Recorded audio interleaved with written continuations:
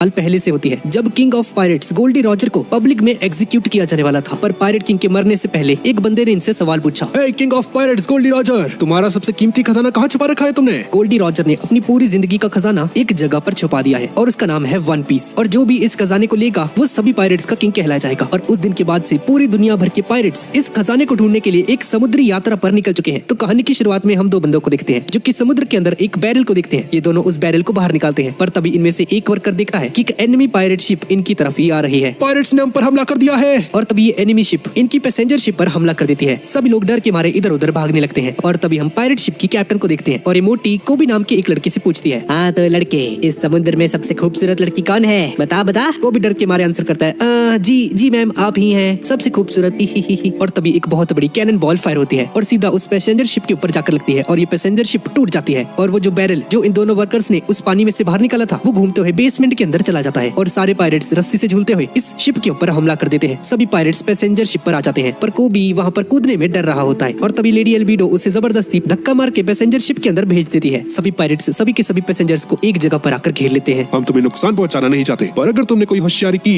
तो मैं तुम्हारा सर कलम करने में जरा सा भी संकोच नहीं करूंगा। चलो जल्दी से अपनी सारी कीमती चीजें हमें दे दो। और हाँ, अगर किसी ने चालाकी करने की कोशिश की तो उसे समुद्र में फेंक दिया जाए। ये सुनकर सभी के सभी पैसेंजर्स डर जाते हैं और ये सारा कुछ ऑरेंज बाल वाली लड़की सुन रही होती है। और तभी ये अपने कपड़े बदल लेती है और रस्सी से झूलते हुए पायरेट्स की शिप के अंदर चली जाती है। और जैसे ही शिप के ऊपर पहुंचती है, ओ लड़की, तू कौन है? तुझे शिप में मैंने पहले तो कभी नहीं देखा। और तभी ये लड़की इसके मेन पॉइंट पर एक लात मार देती है और इसे बेहोश कर देती है। इस तरफ कोबी डरते डरते एक कमरे के अंदर आता है और उसी बैरल को देखता है और उसे धकेलते हुए लेडी एल्विडो के पास लेकर जाने लगता है। पर तभी इसके साथी पायरेट्स यहाँ पर आ जाते हैं। अरे ये तो वही है ना, डरपोक। ओए, इसे यहीं पर रख दे, हमें बहुत प्यास लग रही है। इसे लेडी एल्विडो के पास हम नहीं लेकर जा रहे। हाँ सुना तूने, हट जा यहाँ से, भाग। कोबी डर जाता है और पीछे हट जाता है। एक मिनट रुको, मैं इसे अपने तरीके से खोलता हूँ। और इस बैरल के ऊपर एक पंच मारने लगता है और जैसे ही इसे तोड़ने वाला होता है तभी उस बैरल को तोड़कर कोई बाहर निकलता है और उसके पंच से ये पायरेट बेहोश हो जाता है। कितनी अच्छी नींद आई, मजा आ गया। और तभी इसकी नजर उस पायरेट पर जाती है जिसकी बत्ती गुल हो चुकी है और बेहोश पड़ा हुआ है। ये यहाँ पर क्यों रखा है? हमारा बंदा घायल कर दिया तूने, तेरी ऐसी की तैसी रुक तू। पर लूफी इन्हें पूरी तरह से इग्नोर कर देता है। इस बंदे का नाम लूफी है। यार भूख लग रही है, कुछ खाना वगैरह मिल सकता है क्या? और ये देखकर ये दोनों पायरेट्स बहुत ज्यादा हैरान हो जाते हैं और गुस्से में तलवारें निकाल कर इस पर हमला करने लगते हैं। पर तभी लूफी बहुत आसानी से इन्हें एक ही झटके में हरा देता है और ये दोनों बंदे डर के यहाँ से भाग जाते हैं अपने कैप्टन को लेकर। खाने की तलाश में लूफी बेसमेंट के अंदर पहुंच जाता है जहाँ पर उसे कुछ एप्पल्स मिलते हैं। लूफी एप्पल्स खाने लगता है और लूफी कोबी से पूछता है कि ये शिप आखिर है क्या? हाँ, ये एक पैसेंजर शिप है जिस पर लेडी एल्विडा ने कब्जा कर लिया है। पर तुम आए कहाँ से हो? हाँ, दरअसल मैं एक तूफान में फंस गया था और वहाँ से बचते हुए यहाँ पर आ गया। हे कोबी, क्या तुम एक पायरेट हो? नहीं, दरअसल एक दिन मैं फिशिंग कर रहा था और एक दिन जबरदस्ती ये लोग मुझे किडनैप करके अपने साथ लेकर चले गए और उस दिन के बाद से मैं लेडी एल्विडा के लिए काम करता हूँ। हाँ तो कोबी, तुम उन्हें मना क्यों नहीं कर देते कि तुम्हें ये काम नहीं करना? तुम जानते नहीं हो उसको, वो मुझे मार डालेगी। कितने डरपोक हो तुम। चलो वो सब छोड़ो, आखिर तुम बनना क्या चाहते हो? अरे अच्छा, मैं, हाँ दरअसल मैं किंग ऑफ पायरेट्स बनना चाहता हूँ। दुनिया में जितने भी पायरेट्स हैं उन सभी का किंग। क्या? अबे तू पागल वागल है क्या? इसके लिए तो तुझे वन पीस खजाना ढूंढना पड़ेगा। तुम जानते भी हो कितना मुश्किल है वो। पागल वागल हो क्या? और तभी अचानक से यहाँ पर एक धमाका हो जाता है। तभी एल्विडा भी यहाँ पर आ जाती है और हमेशा की तरह कोबी से पूछती है, हाँ तो सबसे खूबसूरत लड़की कौन है इस दुनिया में? हाँ लेडी एल्विडा, आप ही तो। ओए कोबी, इस मोटी औरत के बारे में ही बात कर रहा था ना तू? ये सुनकर सभी पायरेट्स का मुंह खुला का खुला रह जाता है कि अब इस लूफी का क्या होगा। लेडी एल्विडा की इतनी बेइज्जती आज तक किसी ने नहीं की थी। तभी लूफी हवा में एक जंप लगाता है और एक पायरेट की मुक्का मार देता है और कोबी को अपने साथ ऊपर लेकर आ जाता है। लूफी अकेला है और सामने पायरेट्स की भरमार है। सभी पायरेट्स लूफी पर हमला कर देते हैं और लूफी भागने लगता है, पर लूफी उन सभी को हरा देता है अपने रबर जैसी बॉडी का यूज करके। तुम इंसान भी हो क्या? अरे दोस्त, मैं रबर का बना हूँ, ये देखो मेरा शरीर बहुत लचीला है। ओए लड़के, क्या तूने डेविल फ्रूट खाया है? सच बताइयो।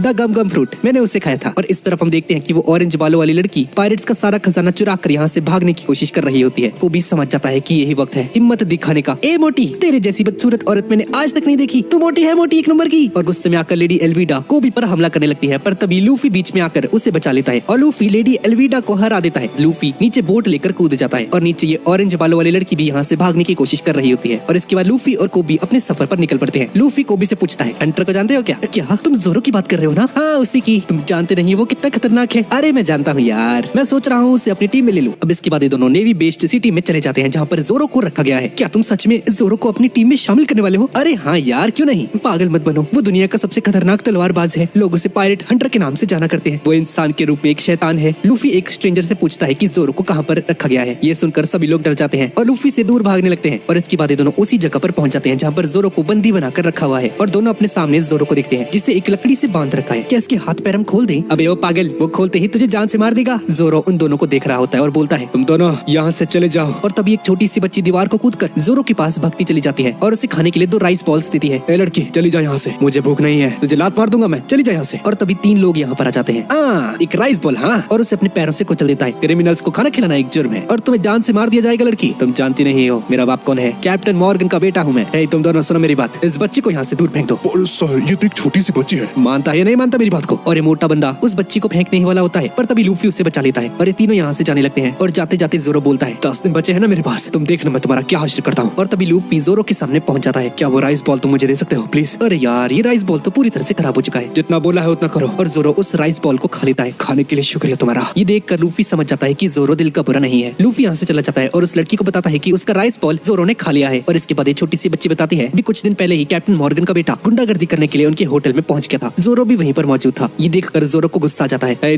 तुम लोग और उनके पेट्स को परेशान कर रहे हो, सुधर जाओ। तुम जानते नहीं मेरा बाप कौन है, कैप्टन मॉर्गन का बेटा हूँ मैं, वो तुम्हें जान से मार देगा। और ये सब कुछ जोरो ने इस लड़की और उसकी मॉम डैड की और उसकी पेट की जान बचाने के लिए किया था। और इस तरफ हम जोरो को देखते हैं जो कि बहुत ज्यादा परेशान है और अपने पास्ट को याद कर रहा होता है, जहाँ पर जोरो है और एक नीले बालों वाली लड़की दोनों तलवारबाजी कर रहे होते हैं। और हमेशा की तरह ये नीले बालों वाली लड़की उसे हरा देती है। तुम्हें और ताकतवर बनने की जरूरत है अभी। ये सब याद करके जोरो दुखी हो जाता है और बोलता है नहीं, मैं यहाँ पर नहीं मर सकता। दरअसल मैंने डिसाइड कर लिया है कि तुम मेरे क्रू में भर्ती होने वाले हो। तुम कौन होते हो डिसाइड करने वाले? मुझे याद है तुम तो तलवार से लड़ते हो ना। अगर मैं तुम्हारी तलवार तुम्हें वापस कर दूं तो क्या तुम मेरी टीम को ज्वाइन करोगे? नहीं करता, जा। अरे रुक जा, मैं अभी तेरी तलवार लेकर आता हूँ। तुम गलत डायरेक्शन में जा रहे हो। और तभी लूफी अपने हाथों को लंबा कर और दूसरी डायरेक्शन में जाने लगता है। ये देखकर जोरो हैरान रह जाता है। ये लड़का है कौन? ये इंसान है या क्या है? और इस तरफ हम कैप्टन मॉर्गन को देखते हैं और यहाँ पर एक स्टैचू को रस्सियों की हेल्प से उठाया जा रहा होता है। और तभी मॉर्गन का बेटा चिल्लाते हुए यहाँ पर आता है, पापा एक बंदे ने मुझ पर हाथ उठाया। तो पिटने लायक ही है। मैं उम्मीद करता हूँ तूने उस छोटी बच्ची को मार दिया होगा, है ना?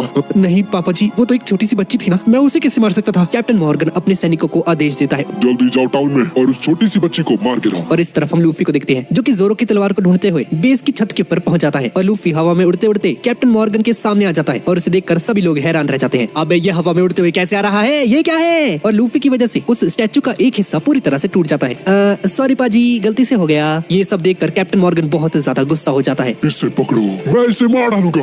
और तभी लूफी कैप्टन मॉर्गन के बेटे के सामने आता है। ओए जल्दी मेरे साथ चल और जोरो की तलवार दे मुझे। और उसे लेकर यहाँ से भाग जाता है। और इस तरफ वो भी जोरो को खोल रहा होता है। और जैसे ही जोरो की रस्सी खुलने वाली होती है तब यहाँ पर बहुत सारे सैनिक आ जाते हैं और उन पर बंदूक तान देते हैं। और इस तरफ लूफी कैप्टन मॉर्गन के बेटे को मारते मारते उसके कमरे में लेकर जाता है और उससे पूछता है कि जोरो की तलवार इनमें से कौन सी है। और इस तरफ जोरो के पास कैप्टन मॉर्गन भी पहुंच जाता है। नहीं, मैं यहाँ नहीं मर सकता। पायरेट्स गोली चलाने ही वाले होते हैं कि तभी लूफी हवा में से उड़ते हुए यहाँ पर आ जाता है। सभी पायरेट्स लूफी पर गोलियां बरसा देते हैं, पर लूफी रबड़ का बना हुआ है और गोलियों का इस पर कोई भी असर नहीं होता है। और लूफी जोरो को उसकी तीनों तलवारें दे देता है। और मॉर्गन लूफी की उस एबिलिटी को देखकर हैरान रह जाता है। अच्छा, तो ये है डेविल फ्रूट की ताकत, हाँ? दरअसल एक डेविल फ्रूट के अंदर अलग अलग तरह की रहस्यमय शक्तियां होती हैं। सुना मिलाने की शक्ति, आग उगलने की शक्ति, शरीर को रबड़ बना देने वाली शक्ति, जो कि लूफी के पास है, जो कि गम गम फ्रूट की वजह से हुआ है। लूफी ने गम गम फ्रूट खा लिया था, इसकी वजह से इसका शरीर एक रबड़ की तरह बन चुका है। लूफी जोरो की रस्सियां खोलने लगता है और तभी ये पायरेट्स इन पर हमला कर देते हैं। अबे ओ जल्दी से खोल दे इसे, मार दी गई है। और जैसे ही जोरो की रस्सी खुलती है तो जोरो एक तलवार को अपने मुंह में रखता है और बाकी 2 तलवारों को अपने हाथों में पकड़ लेता है और सभी पायरेट्स के आगे खड़ा हो जाता है। वाह, ये कितना कूल है, क्या बात है जोरो,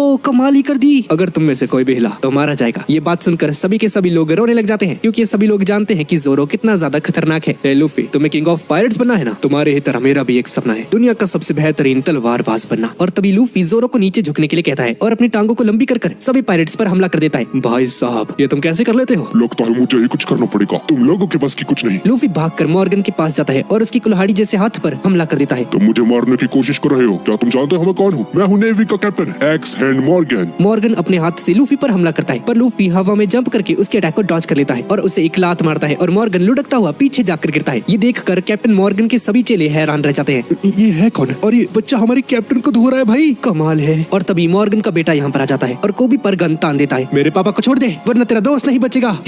अरे कोबी इतनी आसानी से डरने वाला नहीं है, साले में मर भी गया तो तुझे क्या फर्क पड़ेगा, साले लूफी। और जैसे ही लूफी अपने हाथ को एक्सटेंड करके मॉर्गन के बेटे को एक पंच मारने वाला होता है तभी मॉर्गन पीछे से खड़ा हो जाता है, पर तभी जोरो यहाँ पर आकर लूफी को बचा लेता है और मॉर्गन को मार देता है। मॉर्गन के सभी चेले बहुत ज्यादा खुश हो जाते हैं क्योंकि मॉर्गन ने जबरदस्ती इन सभी को अपना चेला बना रखा था और लिटरली जश्न मनाने लगते हैं। अब इसके बाद ये सभी लोग एक होटल के अंदर बैठे होते हैं और तभी कुछ नेवी ऑफिसर्स यहाँ पर आ जाते हैं। एक्सक्यूज मी, क्या आप लोग पायरेट्स हो? हम जानते हैं कि आपने इस जगह को मॉर्गन से आजाद किया है, हम आपके आभारी हैं, लेकिन हम नेवी वाले हैं, हम पायरेट्स को अपने शहर में रहने की इजाजत नहीं दे सकते। हाँ ठीक है, मैं समझता हूँ, लगता है हमें यहाँ से जाना चाहिए। और लूफी और जोरो यहाँ से चले जाते हैं। सर प्लीज मुझे भी नेवी में शामिल कर लीजिए। हाँ बच्चे, तुम जानते हो कि नेवी में कितनी परेशानी होती है, कितनी मुसीबतों का सामना करना पड़ता है। आज से तुम्हें सारी मुसीबतों का सामना खुद ही करना पड़ेगा। और ये सुनकर कोबी समझ जाता है कि उसे नेवी में एक्सेप्ट कर लिया गया है और नेवी के कमांडर को एक सैल्यूट करता है। और इस तरफ लूफी और जोरो बोट के पास पहुंच जाते हैं और जाने से पहले सभी नेवी वाले कोबी इन दोनों को सैल्यूट करते हैं। ऐसा पहली बार हुआ है कि नेवी वाले पायरेट्स को सैल्यूट कर रहे हैं। क्या बात है लूफी। और लूफी और जोरो अपने सफर पर निकल जाते हैं। चाहे कुछ भी हो जाए, मैं किंग ऑफ पायरेट्स बनकर ही रहूंगा। मैंने एक आदमी से प्रॉमिस किया है कि मैं अपना खुद का एक क्रू बनाऊंगा और वन पीस खजाने को पाकर ही रहूंगा। इसके बाद हम 3 पायरेट्स को देखते हैं। क्या बात है, आज तो हमने बहुत बड़ा हाथ मारा है। हाँ, अब शायद से कैप्टन बगी हम पर गुस्सा नहीं होंगे। दरअसल ये तीनों कैप्टन बगी के क्रू के मेंबर्स हैं और कैप्टन बगी को इम्प्रेस करने के लिए इन्होंने कुछ खजाना वगैरह इकट्ठा कर रखा है। और तभी इनको सामने से एक बोट इनकी तरफ आती हुई दिखाई देती है और इस बोट के अंदर नामी होती है वही ऑरेंज बालों वाली लड़की। तीनों अपनी बोट को उसके पास लेकर जाते हैं। ए लड़की उठ जा।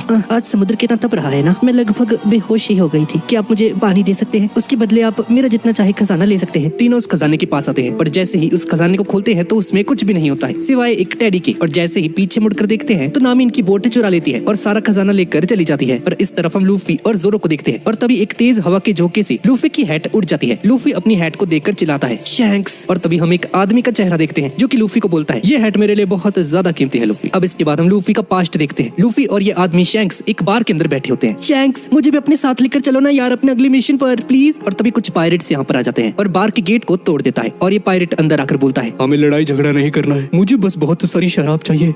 माफ करना, शराब खत्म हो चुकी है। हे बडी, आई एम सॉरी, सारी शराब मैंने और मेरे क्रू ने खत्म कर दी है। ये आखिरी बोतल बची है, मैंने इसे अभी तक खोला नहीं, अगर तुम चाहो तो। और तभी ये पायरेट गुस्से में उस बोतल को तोड़ देता है एक मुक्का मारकर। मेरे सर के ऊपर 8 मिलियन बाउंटी है, एक बोतल से मेरा क्या होगा। और तभी ये पायरेट यहाँ पर मौजूद सभी ड्रिंक्स को तोड़ देता है। लगता है तुम्हें बहुत शौक है सफाई करने का, लो अभी से भी साफ करो। सबके सब डरपोक है और शराब भी नहीं है इनके पास। और ऐसा बोलकर यहाँ से चला जाता है। लूफी ये सब देख रहा होता है और बहुत ज्यादा गुस्सा हो जाता है। सर, आपको लगी तो नहीं? और तभी शैंक्स अचानक से हंसने लगता है और सभी पायरेट्स भी हंसने लगते हैं। और तभी लूफी गुस्से में बोलता है, तुम खुद को पायरेट बोलते हो? हाँ, वो इंसान तुम्हारी और तुम्हारे क्रू की बेइज्जती करके चला गया और यहाँ पर हंस रहे हो बैठे। अरे बच्चे, गुस्सा क्यों रहे हो? फ्रस्ट्रेशन में पास में पड़ा हुआ एक फ्रूट खाने लगता है। अरे बच्चे, तुम कुछ खा रहे हो? क्या खा रहे हो तुम? एक सेकंड, तुमने उस बक्से में पड़ा हुआ फ्रूट तो नहीं खा लिया? बाहर निकाली से बेवकूफ। जो भी तुमने खाया उसे गम गम फ्रूट बोलते हैं और वो एक डेविल का फ्रूट है। अब तुम जिंदगी भर स्विमिंग नहीं कर पाओगे। लगता है इसकी बॉडी रबड़ की बन चुकी है। अब अगले दिन लूफी उसी आदमी के पास जाता है जिसने शैंक्स की बेइज्जती की थी और उससे माफी मांगने के लिए बोलता है शैंक्स से। और तभी वो बारटेंडर और इस आइलैंड का मेयर यहाँ पर पहुंच जाता है। सर, मैं नहीं जानता कि लूफी ने क्या किया है, पर इसने जो भी किया है प्लीज इस बच्चे को बख्श दीजिए, मैं आपके हाथ जोड़ता हूँ। मेयर, आपको इससे माफी मांगने की जरूरत नहीं है, माफी तो ये मांगेगा। और तभी हम देखते हैं कि शैंक्स और उसका पूरा का पूरा क्रू यहाँ पर पहुंच जाता है।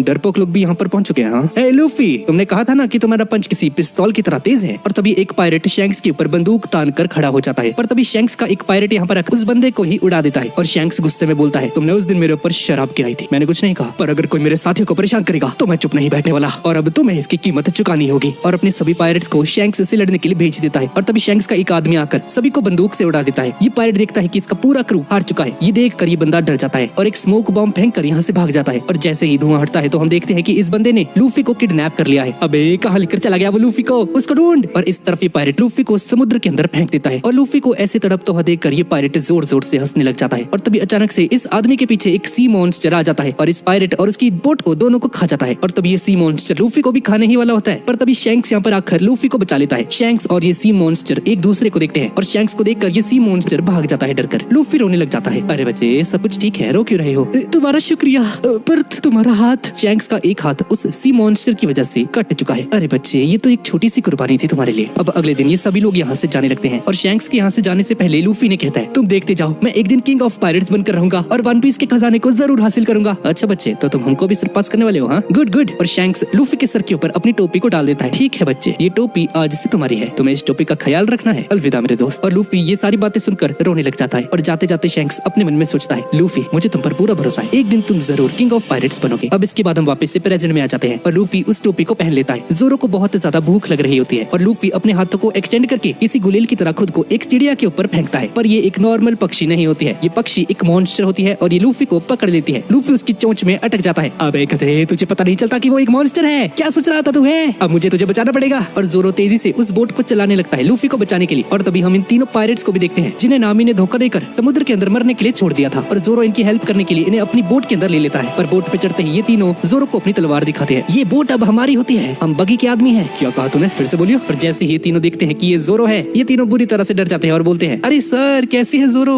हमें माफ करना, हम तो मजाक कर रहे थे। हाँ ठीक है, पर ये कैप्टन बगी कौन है? अरे सर, आपको कैप्टन बगी के बारे में नहीं पता, उन्होंने एक डेविल फ्रूट खाया था और उसकी वजह से उनके पास जबरदस्त ताकत आ चुकी है। और इस तरफ हम नामी को देखते हैं जो कि एक मैप लेकर भाग रही है और इसके पीछे बहुत सारे गुंडे पड़ रखे हैं। और इस तरफ हम कैप्टन बगी को देखते हैं और देखता है कि लूफी एक पक्षी की चोंच के अंदर फंस रखा है। कैप्टन बगी, क्या हम इसे मार डाले? हाँ, इसे जितना जल्दी हो सके उड़ा दो। और कैप्टन बगी के ऑर्डर पर लूफी के ऊपर तोप चला दी जाती है और लूफी नीचे गिरने लगता है, पर लूफी को कुछ नहीं होता क्योंकि वो रबड़ का बना हुआ है। और तभी लूफी अपने सामने नामी को देखता है। अरे बॉस, आप आ गए, प्लीज मुझे बचा लो। तो कौन है और मुझे बॉस क्यों कह रही है? दरअसल ये नामी की ही एक चाल होती है ताकि इन गुंडों को लगे कि ये लूफी इसका बॉस है और इस मौके का फायदा उठाकर ये लड़की यहाँ से भाग जाती है लूफी को फंसाकर।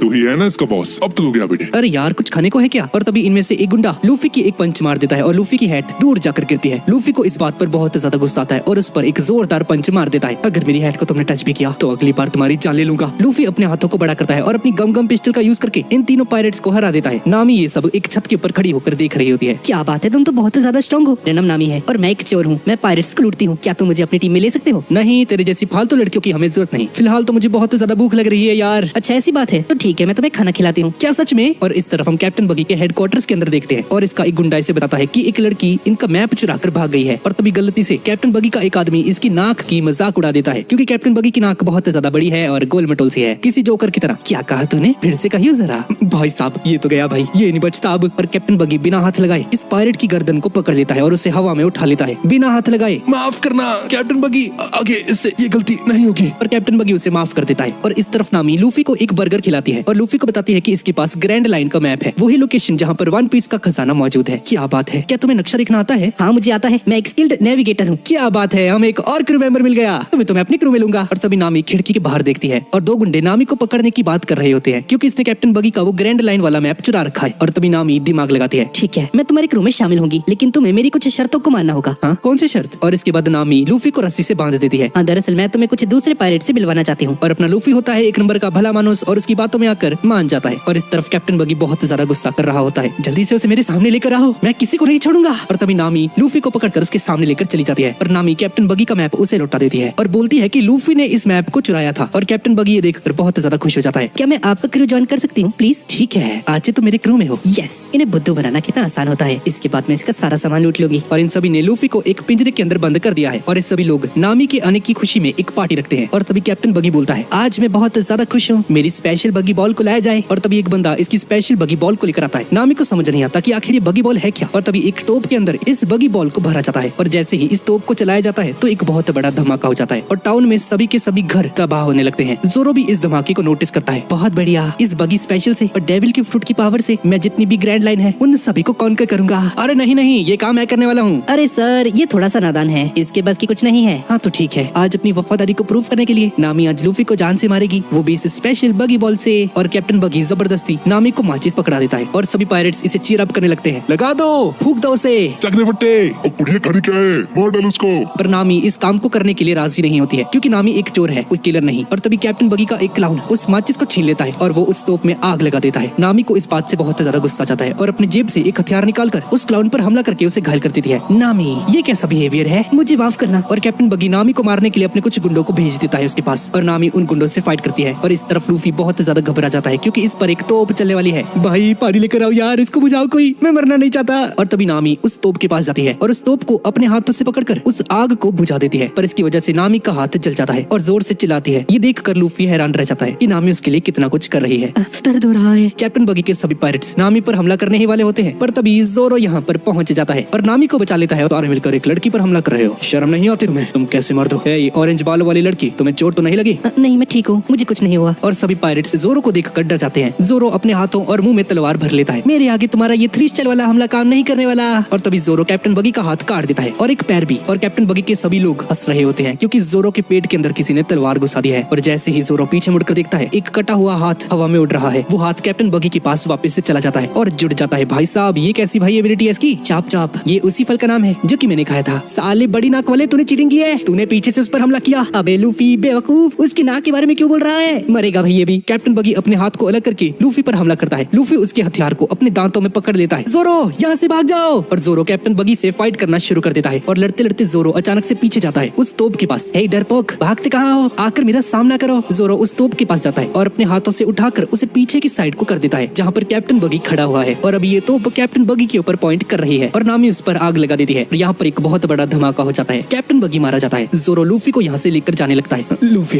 ये लड़की कौन है? जोरो, ये एक नेविगेटर है और आज से हमारी एक क्रू की मेंबर है। ये हमें रास्ता दिखाएगी ग्रैंड लाइन तक का। और जोरो का बहुत सारा खून बह रहा होता है और तभी हम देखते हैं कि कैप्टन बगी मरा नहीं है। इन्हें क्या लगा कि मैं अपनी तोप से मारा जाऊंगा? हाँ मुझे, क्या तुम वहाँ पर हो? सर मैं यहीं पर हूँ, अगर आपको बुरा ना लगे तो मैं जोरो का सर आपके पास लेकर आऊँ। हाँ ये बहुत ही अच्छा होगा, जल्दी जाओ। जोरो बहुत मुश्किल से लूफी को खींच रहा होता है। तभी नामी को याद आता है कि इस पिंजरे की चाबी उसके पास है और जैसे ही इसे बाहर निकालती है तो यहाँ पर एक डॉगी इस चाबी को निगल जाता है। ये देखकर लूफी बहुत ज्यादा गुस्सा हो जाता है, साले तेरी वजह से मैं फंस गया यहाँ पे, वापस दे उसको। और तभी इस टाउन का मेयर यहाँ पर आ जाता है और बोलता है चाओ चाओ को परेशान मत करो।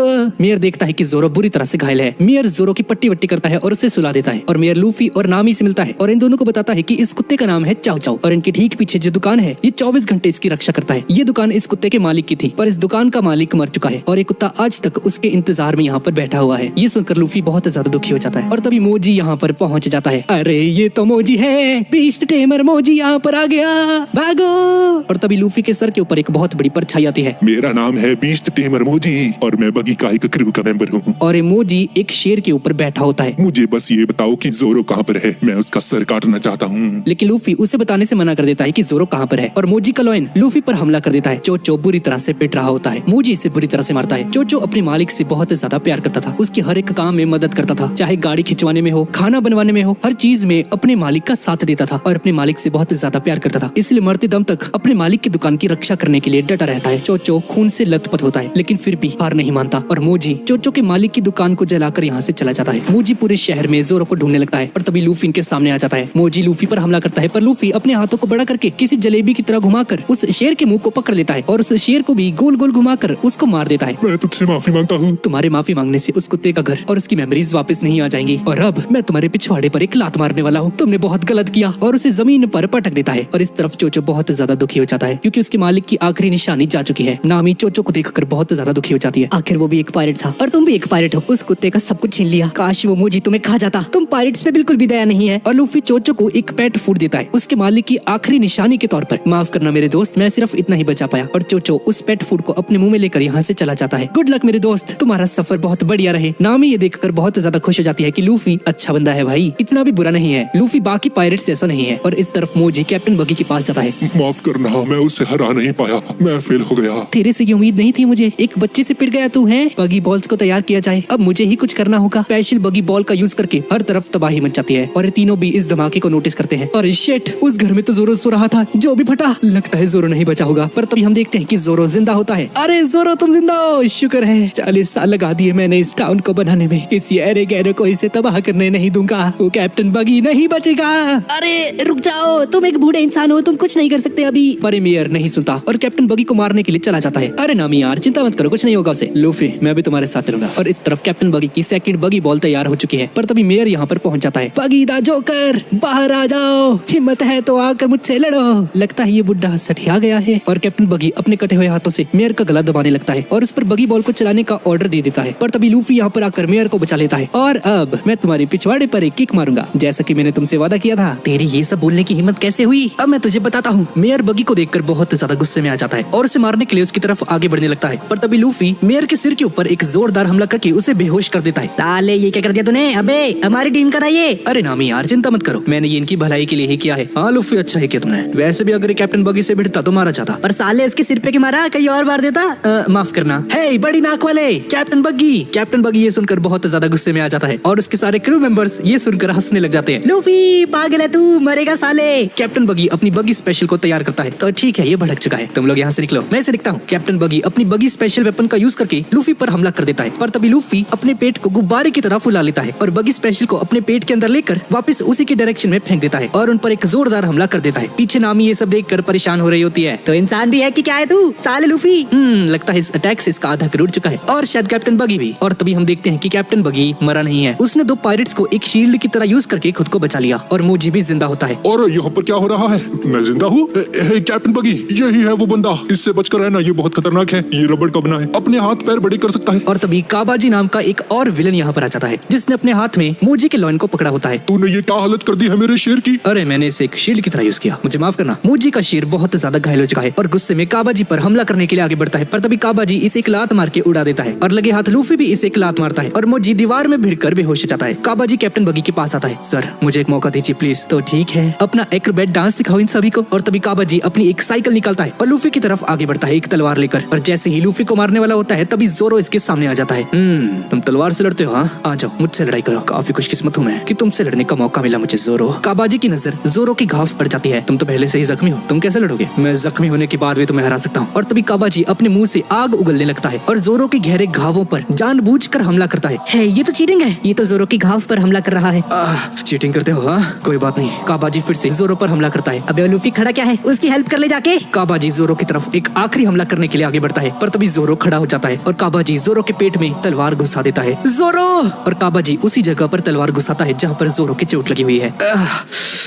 कोई बात नहीं, अब मैं तुझे दिखाऊंगा कि तुझ में और मुझ में क्या फर्क है। क्या बात है जोरो, बहुत कूल लग रहे हो। अगर मैं तेरे जैसे एक मामूली इंसान से हार गया तो मैं इस दुनिया में सबसे बेहतरीन तलवारबाज कैसे बनूंगा? मैं तुझे हरा कर ही रहूंगा। जोरो एक तलवार को अपने मुंह में रखता है और 2 तलवार अपने हाथों में पकड़ लेता है अपने 3 स्टाइल को यूज करने के लिए। पर नामी को इनकी फाइट में कोई इंटरेस्ट नहीं होता और कैप्टन बगी का खजाना ढूंढने के लिए बेसमेंट के अंदर जाने लगती है। काबाजी एक खतरनाक टेक्निक को यूज करता है, Acrobat technique, the dance of 100 kamikaze tops, और बहुत सारे लट्टुओं को जोरो की तरफ फेंकता है। लेकिन जोरो अपनी तलवार से सभी लट्टुओं को काट देता है और तभी जोरो नोटिस करता है कि पीछे से कैप्टन बगी का हाथ और ऊपर से काबाजी भी उस पर तलवार लेकर आ रहा है, उस पर हमला करने के लिए। चीटिंग पर उतर चुके हो अब? हाँ, कोई बात नहीं। पर तभी लूफी कैप्टन बगी के हाथ पर पैर रख देता है। जोरो की फाइट से दूर रहो, समझे? और इस तरफ नामी को कैप्टन बगी के खजाने में से ग्रैंड लाइन का मैप मिल जाता है और इस तरफ काबाजी जोरो को बुरी तरह से जख्मी कर देता है।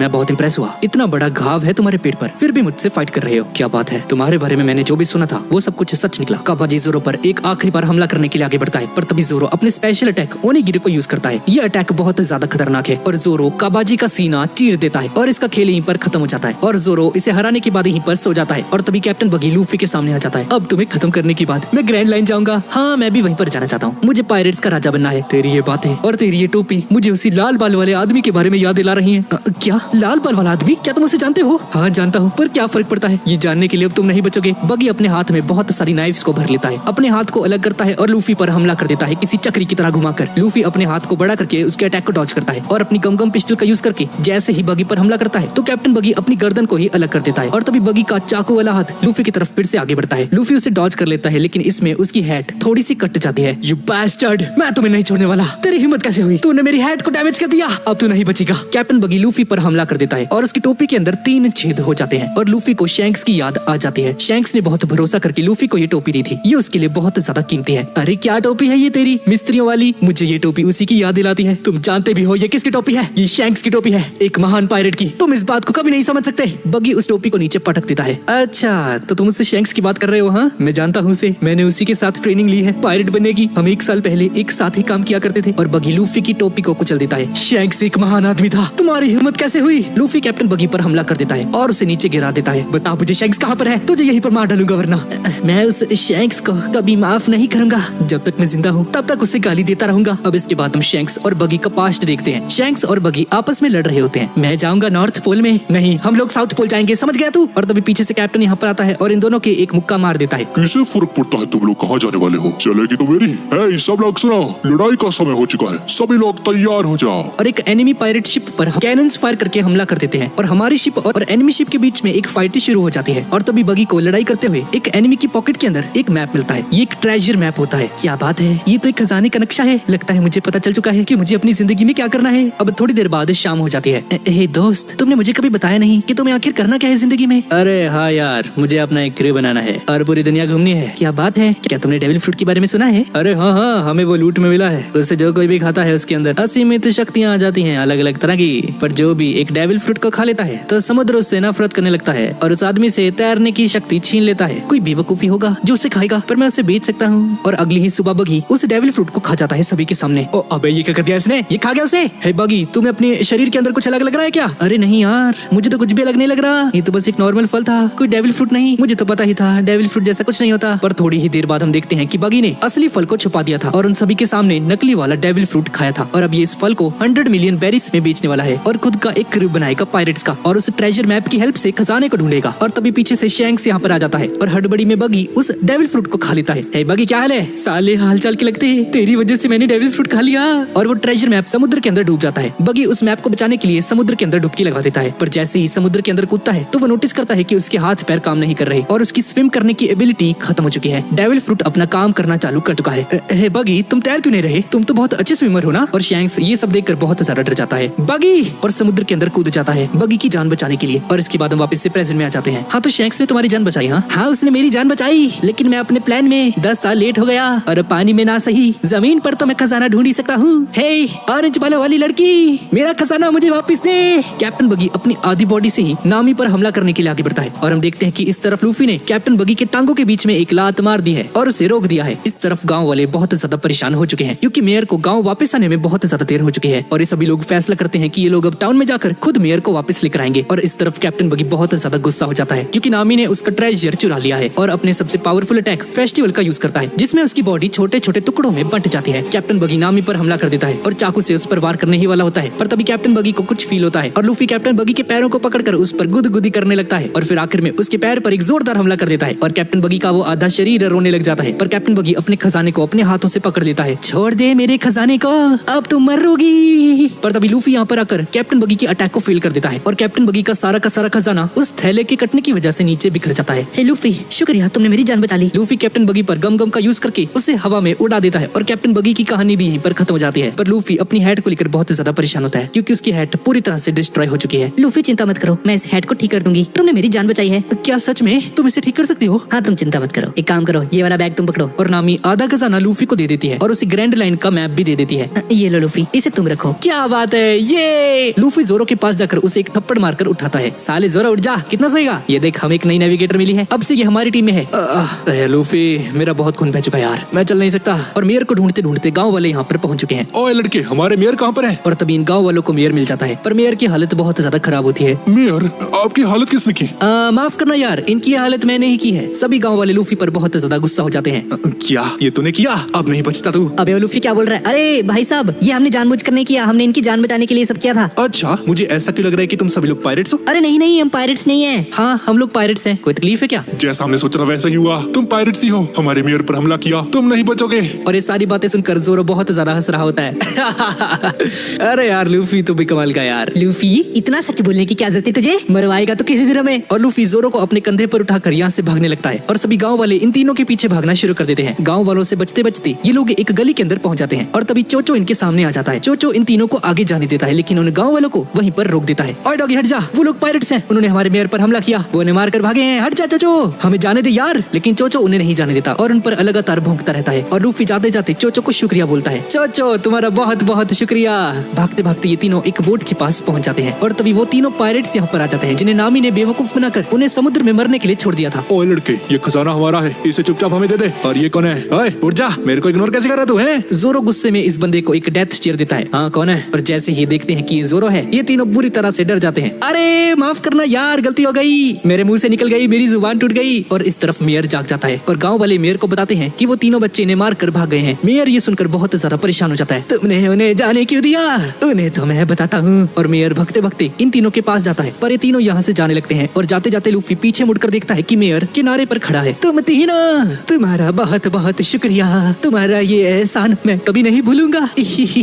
दादू, अपना ख्याल रखना, अपने पीछे तो देखिए जरा। और मेयर पीछे मुड़कर देखता है कि लूफी उनके लिए बहुत सारा खजाना छोड़कर गया है। पर नामी इस बात से बहुत ज्यादा गुस्सा हो जाती है क्योंकि उसने 5 मिलियन का सोना फ्री में इस मेयर को दे दिया है। लूफी तो पागल है क्या? अरे यार, उनका टाउन खराब हो गया था, उसे वापस बनाने के लिए पैसे तो लगते ना। और नामी गुस्से में लूफी का सर पानी के अंदर डुबाने लगती है। तुम मर साले, तू किससे काम कर रही है? अरे नामी, मुझे बाहर निकाल, मैं मर जाऊंगा, मुझे तैरना नहीं आता। लगता है इस सफर में बहुत मजा आने वाला है। अब अगली सुबह हम एक विलेज को देखते हैं और एक आदमी भागते भागते चिल्लाता है, पायरेट्स ने हम पर हमला कर दिया है, अपनी जान बचाकर भागो।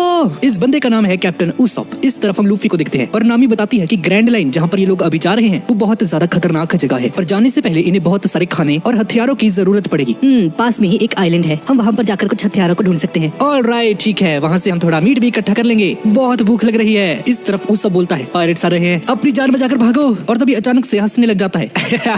कैसा लगा मेरा मजाक? और तभी कोई इस पर बर्तन से हमला कर देता है और सारे गांव वाले हमेशा की तरह इसके पीछे पड़ चुके हैं। साले झूठे, यहाँ से भाग जा, अभी पिट जाएगा तू। आ गए ये लोग, आ जाओ, पकड़ने की कोशिश करो मुझे। सभी गांव वाले इसके पीछे पड़ जाते हैं पर उसॉप हर बार की तरह कहीं पर छुपने में कामयाब हो जाता है और गांव वाले इसे नहीं ढूंढ पाते। उसॉप सो रहा होता है और तभी इसके 2 चेले यहाँ पर आ जाते हैं, पेपर और कैरेट, और इसका तीसरा चेला अनियन भागते हुए आता है। बॉस, एक बुरी खबर है, पायरेट्स ने हम पर हमला कर दिया है। क्या सच में? हाँ सर, ये बिल्कुल सच है। वो कैप्टन बगी के पायरेट्स है। मैंने उनके झंडे पर कैप्टन बगी का लोगो देखा था। Oh man shit. और इस तरफ जोरो, लूफी और नामी इस आइलैंड पर पहुंच चुके हैं और तभी जोरो अपनी तलवार निकाल लेता है। लूफी बचकर रहो, हमारे आसपास कुछ लोग हैं। और तभी कोई लूफी के पैरों पर हमला कर देता है और तभी सामने इन्हें उसॉप के बहुत सारे झंडे दिखाई देते हैं। वाओ ये कितना कूल है, मुझे भी एक ऐसा चाहिए यार।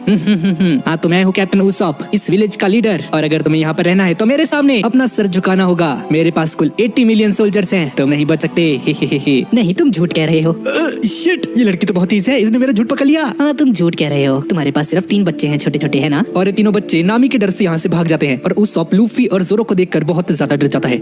मैं तुमसे कैसे जीतूंगा भाई, तुम तो दिखने में इतने डरावने हो, मुझे माफ कर देना। और लूफी और जोरो जोर जोर से हंसने लग जाते हैं। लूफी इस बंदे को पहचान लेता है और बोलता है, एक सेकंड, तुम यासूब के बेटे हो ना, है ना। उसॉप पहाड़ से नीचे गिर जाता है। अब मेरे फादर को कैसे जानते हो। अब इसके बाद ये चारों एक रेस्टोरेंट में जाते हैं कुछ खाने के लिए और लूफी उसॉप को बताता है कि इसके फादर शैंक्स के क्रू के एक मेंबर थे और एक बहुत अच्छे शार्प शूटर थे। हे दोस्त, तुम्हारा चेहरा बिल्कुल तुम्हारे फादर जैसा लगता है। अब इसके बाद हम एक फ्लैशबैक को देखते हैं। लूफी उसॉप के फादर यूसॉप से बहुत ज्यादा इंप्रेस रहता था उनकी शार्प शूटिंग स्किल्स की वजह से। वाओ, आप भी कैसे करते हो। बच्चे ये कोई आसान काम नहीं है, मेरा एक बेटा है तुम्हारी ही उम्र का, उसका नाम उसॉप है। उसॉप, तुम्हारे फादर तुम्हारे बारे में बहुत बात करते थे, क्या तुम किसी ऐसे इंसान को जानते हो जो हमें एक शिप दे सकता है। दरअसल हमें ग्रैंड लाइन तक जाना है और उसके लिए हमें एक बहुत बड़ी शिप चाहिए होगी। हाँ मैंने सुना तो है, यहाँ पर एक बहुत बड़ा मेंशन है, शायद हमें वहाँ पर कुछ शिप मिल जाए। अबे ओ उधर मत जाइयो, ठीक है ना भाई, मेरा हो गया, मैं जा रहा यहाँ से। अरे इसे क्या हो गया। और इसके बाद हम उसी मेंशन को देखते हैं। ये इस विलेज का सबसे बड़ा मेंशन होता है और यहाँ पर कुछ बॉडीगार्ड्स खड़े होते हैं और इस मेंशन के अंदर एक लड़की होती है जिसका नाम है मिस काया। उसॉप उस मेंशन के बाहर आ जाता है और एक सीक्रेट झाड़ियों के रास्ते से अंदर जाने की कोशिश करता है मिस काया से मिलने के लिए। काया को पता चल जाता है कि उसॉप यहाँ पर आ चुका है और दोनों एक दूसरे को देखते हैं। उसॉप, मुझे तुमसे मिलने की इजाजत नहीं है, पर मैं तुमसे मिलना चाहती हूँ। अरे इन सब की परवाह कौन करता है यार। और उसॉप इसे अपनी फेक बहादुरी की स्टोरीज सुनाया करता है, पर काया को नहीं पता कि ये एक नंबर का फट्टू इंसान है और सारी कहानियां झूठी हैं। और इस तरफ रेस्टोरेंट में ये तीनों नन्हे पायरेट्स पहुंच चुके हैं। तुम लोग सुनो मेरी बात, कैप्टन उसॉप कहाँ पर है। मुझे पता है वो तुम्हारे ही साथ थे। हाँ जल्दी से बता दो वरना हम तुम्हें मार देंगे। पर लूफी ने इग्नोर करता है और बोलता है, अरे यार मस्त मीट था, तो मजा ही आ गया। मीट सुन के ये तीनों बच्चे डर जाते हैं। क्या मीट, लगता है ये खा गए हमारे कैप्टन को, अब हमारा क्या होगा। हम उसे मार कर खा गए। ये तीनों बच्चे बुरी तरह से डर जाते हैं। भाई क्या ये मजे ले रहे हैं इनके, बचाओ अभी ये तो राक्षस है। पर इन बच्चों को पता चल जाता है कि ये लोग मजाक कर रहे हैं और बच्चे इन तीनों को उसी जगह पर लेकर आ जाते हैं जहाँ पर उसॉप मिस काया से मिलने आता है, उस ह्यूज मेंशन के पास। इतना बड़ा मेंशन, क्या बात है। पर उसॉप यहाँ पर करने क्या आता है, झूठ बोलने आते हैं। हाँ वो मिस काया को झूठी कहानियां सुनाते हैं और तीनों बच्चे ने बताते हैं कि मिस काया के पेरेंट्स लगभग 1 साल पहले एक बीमारी की वजह से मर चुके हैं, जिसकी वजह से वो बहुत ज्यादा परेशान रहती है। इसलिए उसॉप उनके साथ हंसी मजाक करने के लिए जाता है ताकि उसका मूड ठीक हो जाए। ये लड़की बहुत ज्यादा अमीर है पर उसके पेरेंट्स मर चुके हैं, इसलिए अकेले इस बड़े से घर में बहुत दुखी रहती है। क्या बात है, फिर तो सच में तुम्हारे मास्टर बहुत ज्यादा महान है। तो चलो ठीक है, उस मेंशन के अंदर जाते हैं शिप लेने के लिए। अरे क्या कर रहे हो, अंदर बॉडीगार्ड से बहुत सारे, वो तुम्हें अंदर नहीं जाने देंगे। अरे कुछ नहीं होगा, मुझ पर भरोसा रखो। लूफी अपने हाथों को बड़ा कर लेता है और ये देखकर ये तीनों बच्चे डर जाते हैं। ये तो एक राक्षस है। और ये सभी लोग लूफी के हाथों को पकड़ लेते हैं। लूफी अपने हाथ छोड़ देता है और सभी लोग हवा में उड़ जाते हैं और इस मेंशन के अंदर आ जाते हैं। और इस तरफ काया नोटिस करती है कि आसमान में कुछ उड़ते हुए इनकी तरफ आ रहा है। उसॉप, वो आसमान में क्या आ रहा है। और उसॉप ऊपर देखता है और देखता है कि ये सभी लोग यहाँ पर आ चुके हैं। सभी जमीन पर गिर जाते हैं और बुरी तरह से घायल हो जाते हैं। अरे क्या वो ठीक है। अरे काया चिंता मत करो, ये सभी लोग न्यू रिक्रूट्स हैं, मेरे क्रू में भर्ती होना चाहते हैं, इसलिए यहाँ पर आए हैं। तुम चिंता मत करो, ठीक है। क्या सच में, क्या आप सभी लोग उसॉप के क्रू में भर्ती होने के लिए आए हो। अरे नहीं नहीं, दरअसल हमें एक शिप और तभी काया का बॉडीगार्ड यहाँ पर आ जाता है। तुम सब बिना परमिशन के अंदर कैसे आ गए, इसके लिए तुम्हें सजा जरूर दी जाएगी। और इस तरफ हम एक स्ट्रेंजर को देखते हैं जो कि विलेज के अंदर आ चुका है और इसने अजीब से चश्मे पहन रखे हैं और ये बंदा मून वॉक करते हुए इस विलेज के अंदर एंटर करता है। और इस तरफ काया अपने बॉडीगार्ड से बोलती है, क्लाडोरे, दरअसल ये लोग। मैम जरा एक मिनट, तुम कौन हो और तुम्हें क्या चाहिए। जी सर, दरअसल हमें एक बहुत बड़ी शिप चाहिए और तुम ऊपर, तुम कौन हो। अबे ओ, मेरा नाम कैप्टन उसॉप है, तमीज से बात कर। हाँ मैंने तुम्हारे बाप के बारे में सुन रखा है, तुम एक घटिया पायरेट के बेटे हो। ये सुनकर कैप्टन उसॉप को गुस्सा आ जाता है। क्लाडोरे, तुम इस काया की दौलत के पीछे पड़े हो ना। मिस काया तुम्हारी औकात के बाहर है, तुम एक गरीब इंसान हो। बस करो क्लाडोरे, अब इसी वक्त इससे माफी मांगो। माफी किस बात के लिए, इस घटिया इंसान से मैं माफी क्यों मांगू, शायद ये भी अपने बाप से नफरत करता होगा। तो मैं अभी तुम्हें जान से मार दूंगा। उसॉप नीचे कूद जाता है और क्लाडोरी के पास जाता है। अरे इतने गुस्से में क्यों, मैंने कुछ गलत थोड़ी कहा। उसॉप को बहुत ज्यादा गुस्सा आ जाता है और इसे एक जोरदार मुक्का मार देता है। मिस काया और लूफी ये देखकर हैरान रह जाते हैं। जैसा बाप वैसा बेटा, मुझे मेरे पापा पर गर्व है, वो एक पायरेट थे, समझे। मैंने आज तक बहुत झूठ बोले हैं लेकिन अपने फादर के बारे में कोई झूठ नहीं बोला। नहीं, सच तो ये है कि तुम एक घटिया पायरेट की घटिया बेटे हो। तुम्हारी हिम्मत कैसे हुई। उसॉप प्लीज उसे छोड़ दो, वो सिर्फ मेरी भलाई चाहता है, उसे माफ कर दो प्लीज। पर उसॉप रुक जाता है। हाँ रुक जाओ, अगर थोड़ी सी भी शर्म रह गई है तो यहाँ से चले जाओ, मैं आज के बाद यहाँ पर कभी नहीं आऊंगा, मेरी बहुत बेइज्जती हो चुकी है। साले स्टूपिड बटलर, तेरी हिम्मत कैसे हुई, तू पागल है क्या। लूफी रुक जाओ, ये हमारा मामला नहीं है, सब के सब निकलो यहाँ से। और इस तरफ मिस काया अपने कमरे में बैठकर रो रही है। क्लाडोरे काया के लिए खाना लेकर आता है और उसके पास आकर बैठ जाता है। मिस काया, आज भी उस दिन को मैं नहीं भूल पाया हूँ जिस दिन मैं इस घर में आया था। अब इसके बाद हम एक फ्लैशबैक को देखते हैं और मिस काया के घर के बाहर एक भिखारी आता है और बोलता है, मुझे वहाँ से निकाल दिया गया है जहाँ मैं काम करता था, मैं भूख से मर जाऊंगा, मेरी हेल्प करो प्लीज। उसे अंदर आने दो। और ये कोई और नहीं मिस काया के फादर होते हैं। सर ऐसे कैसे आने दें इसे, ये तो एक अनजान आदमी है, ये खतरा हो सकता है। नहीं, आज से हम इसे काम पर रखेंगे और अपने घर में एक बटलर की नौकरी देंगे। मिस काया, मैं खुद को कभी माफ नहीं कर पाऊंगा। अगर आपको कुछ हो गया तो आपकी मम्मी पापा जिंदा नहीं है, इसलिए मुझे आपकी बहुत ज्यादा फिक्र होती है। पर यार तुम्हें उस सब से फाइट करने की कोई जरूरत नहीं है, वो सब अच्छा इंसान है, दिल का बहुत साफ है। मुझे भी ऐसा ही लगता है मैम। और इस तरफ जोरो, नामी और ये दोनों बच्चे बैठे होते हैं, पर लूफी कहीं पर चला गया है। और तभी इन बच्चों का तीसरा साथी अनियन भागते भागते आता है। दोस्तों, एक अजीब सा आदमी हमारे विलेज में आ रहा है, वो देखो वो आदमी आ गया। ये बंदा मून वॉक करते करते इनके पास आता है। Hey you, why are you calling a weird man? I'm an awesome man, okay? अबे ये आइटम कौन है? तू है कौन बे? Yes, I'm an hypnotist. अच्छा तो हमें हिप्नोटाइज करके दिखा चल। Don't be dumb. You will get hypnotized for sure. हाँ हाँ ठीक है, करके दिखा। और ये बंदा इन तीनों को हिप्नोटाइज करने लग जाता है। पर हिप्नोटाइज करते करते ये आदमी इन तीनों के साथ साथ खुद भी बेहोश हो जाता है। सही है भाई, कमाल का बंदा है ये। जोरो को ये देखकर बहुत अजीब लगता है। क्या आदमी है ये, पागल वागल है क्या? अबे दूसरों को हिप्नोटाइज करना था, खुद हो गया। ओए उठ जा। इस तरफ हम उसॉप को देखते हैं जो कि बहुत ज्यादा दुखी है और समुद्र के किनारे बैठा हुआ है। और तभी लूफी यहाँ पर आ जाता है। हे उसॉप, उस आदमी ने जो भी कहा हो, पर मुझे पूरा यकीन है कि तुम्हारे फादर एक महान पायरेट थे। हाँ मुझे उन पर गर्व है, वो एक बहुत महान पायरेट थे। उसॉप, क्या अब तुम उस लड़की के पास कभी नहीं जाओगे?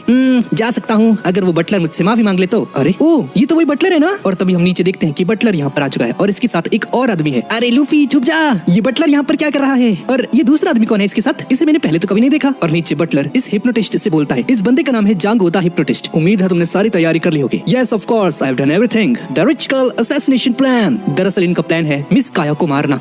मिस काया को मारने का प्लान बना रहे हैं। ए जांगो, इसे मर्डर मत कहो, इसे एक एक्सीडेंट बोलो, ठीक है ना? किसी को भी हम पर शक नहीं होना चाहिए। Yes of course, it will be like an accident. Luffy और उस सबकी सारी बातें सुनकर हैरान रह जाते हैं। ओके ठीक है, तो प्लान के अकॉर्डिंग तुम उसके मरने से पहले उसे हिप्नोटाइज करोगे और उससे एक नोट लिखवाओगे जिसमें लिखा होगा कि मैं अपनी सारी की सारी संपत्ति बटलर क्लाहाडोर के नाम कर रही हूँ, समझे ना? और उसके बाद मैं उसकी सारी संपत्ति का मालिक बन जाऊंगा। मुझे पूरे 3 साल लग गए उस लड़की का ट्रस्ट हासिल करने में। मैंने अपनी जिंदगी के 3 साल एक बटलर बनकर जिए। दरअसल ये बंदा 3 साल एक पायरेट था और इसका एनकाउंटर होने वाला था, लेकिन ये किसी तरह से वहाँ से बचकर भाग गया। 3 साल पहले ये बंदा कैप्टन कुरो नाम से मशहूर था। ये ट्रोली यार कुरो, मुझे इस नाम से मत पुकारो, ये नाम मैं 3 साल पहले ही छोड़ चुका हूँ। गवर्नमेंट भी इस मामले में कुछ नहीं कर पाएगी क्योंकि वो लड़की खुद वो नोट लिख कर जाएगी मेरे लिए। सारी संपत्ति मेरी हो जाएगी। और हमें पता चलता है कि इस बंदे ने ही मिस काया की सारी फैमिली को मारा है संपत्ति हासिल करने के लिए। Alright, so tomorrow we will kill that girl, okay? Just give me a signal and I will come. और इस तरफ लूफी और उसॉप ये देखकर हैरान रह जाते हैं। यार मुझे कुछ समझ नहीं आ रहा। लूफी, ये कैप्टन कुरो है, ये 3 साल पहले मर चुका है और सभी को लग रहा है कि अभी भी मर चुका है। और ये लोग कल काया को मारने वाले हैं और इसकी सारी प्रॉपर्टी पर कब्जा करने वाले हैं। हमें कुछ करना होगा यार, काया कल मारी जाएगी इन लोगों की वजह से। मैं इन्हें छोड़ूंगा नहीं, बुरा हुआ, बहुत बुरा हुआ। और तभी लूफी खड़ा होकर चिल्लाकर बोलता है, हे तुम लोग, अगर तुमने उस लड़की को हाथ भी लगाया तो मैं तुम्हारे हाथ तोड़ दूंगा।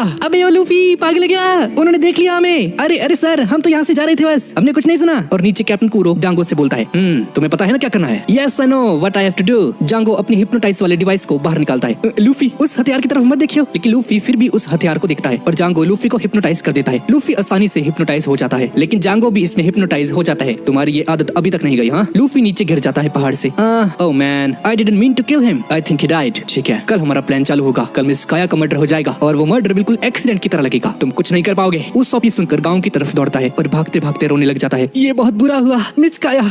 और उसॉप को काया के साथ बिताई हुई कुछ मेमोरीज याद आती हैं। कुछ दिन पहले उसॉप मिस काया से मिलने गया था उसका मूड ठीक करने के लिए, पर मिस काया उस पर बहुत ज्यादा गुस्सा करती थी। अपने काम से काम रखो, समझे? यहाँ से चले जाओ। पर उसॉप जबरदस्ती से कहानियां सुनाने लगता था और सुनते सुनते मिस काया हंसने लग जाती थी और उसका मूड पूरी तरह से ठीक हो जाता था। उसॉप रोते रोते ये सारी बातें सोच रहा होता है, अगर मैं आज मिस काया को नहीं बचा पाया तो मैं अपने आप को कभी माफ नहीं कर पाऊंगा। और इस सीरीज का पहला पार्ट यहीं पर खत्म हो जाता है। तो गाइज यही थी आज की वीडियो। तो गाइज वीडियो कैसी लगी नीचे कमेंट्स में मुझे जरूर बताना। और गाइज ये पूरी सीरीज सिर्फ चैनल मेंबर्स के लिए होने वाली है, इसलिए गाइज चैनल को ज्वाइन करके प्लीज सपोर्ट जरूर कीजिएगा। अगर अच्छा रिस्पॉन्स आता है तो इसका अगला पार्ट जरूर लेकर आऊंगा। तो ठीक है गाइज, और मिलते हैं अगली वीडियो में।